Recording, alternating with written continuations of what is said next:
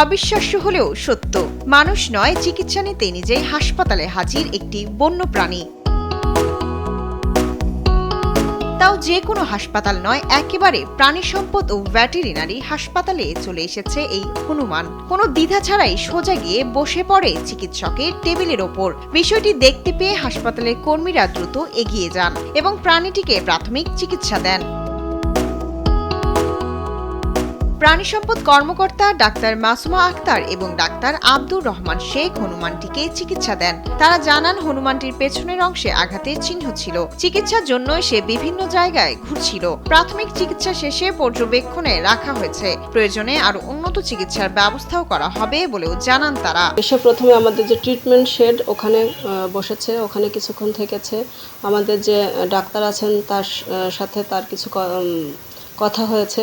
এরপর হয়তো তার পছন্দ হয়নি, পরে সে আমাদের মেন বিল্ডিংয়ে এসেছে এবং এখানে আমাদের যে ডিসপেন্সারিটা আছে সে ডিসপেন্সারিতে বসেছে এবং বিভিন্ন ওষুধ, তারপর গজ, ব্যান্ডেজ এগুলো চেক করেছে, গন্ধ শুকেছে, তারপর গালে দিয়েও কিছুটা টেস্ট করার চেষ্টা করেছে।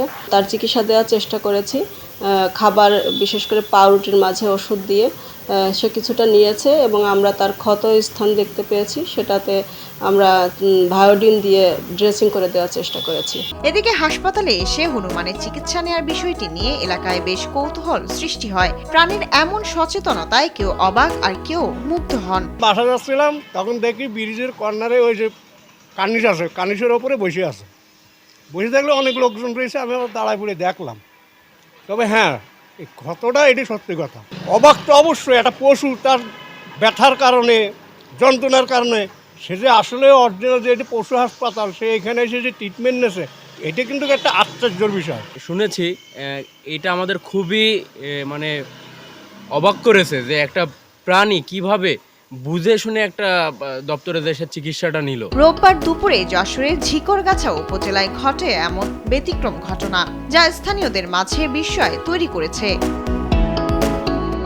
শায়লা খান, নিউজ ডেস্ক, দেশ টিভি।